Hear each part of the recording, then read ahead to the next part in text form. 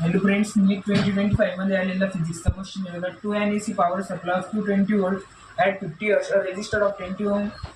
बघा, व्होल्टेज दिलेलं आहे 220 वोल्ट, फ्रिक्वेन्सी दिलेली आहे 50 हर्ट्ज, रेजिस्टन्स दिलेला आहे बघा 20 ओम, कॅपॅसिटिव्ह रिॲक्टन्स दिलेला आहे बघा 25 ओम, आणि एक्सेल दिलेला आहे बघा 45 ohm. Are connected in series. तिन्ही सिरीज मध्ये म्हणजे बघा, हा रेजिस्टन्स, हा इंडक्टर, पुढे capacitance are connected in series with voltage.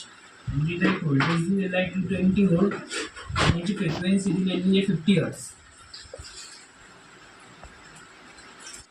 R the corresponding current in the circuit and the phase angle between the current and the voltage.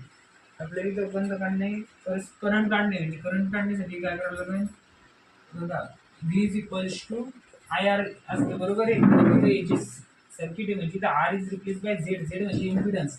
Impedance impedance काढण्यासाठी under root XL minus एक्ससीचा whole square plus रेजिस्टन्सचा square. XL minus XC म्हणजे XL किती रे, XL 45 minus 25 0 म्हणजे 4 20 म्हणजे under root 20 square plus resistance किती 20 square. 20 plus 20 square 400 plus 400 म्हणजे 800 म्हणजेच square root of 800 is equal to 400 into 2 म्हणजे 20 रूट 2 इज इक्वल टू याला 20 स्क्वेअर रूट ऑफ 2 म्हणजे इम्पिडन्स आला 20 रूट 2, बरोबर आहे. व्होल्टेज दिलेले 220 upon 20 square root of 2, 0 0 cancel. 11/√2 is equals to 11/√2 जास्त तरी म्हणजे पण हा करंट येऊन जाईल तुमचा.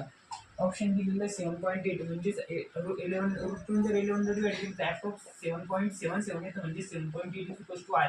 म्हणजे करंट आला 7.8. आता आपल्याला फेज अँगल बी काढायचं आहे. फेज अँगल काढण्यासाठी बघा, फेज अँगल काढण्यासाठी tan phi is equals to XL minus XC upon R resistance.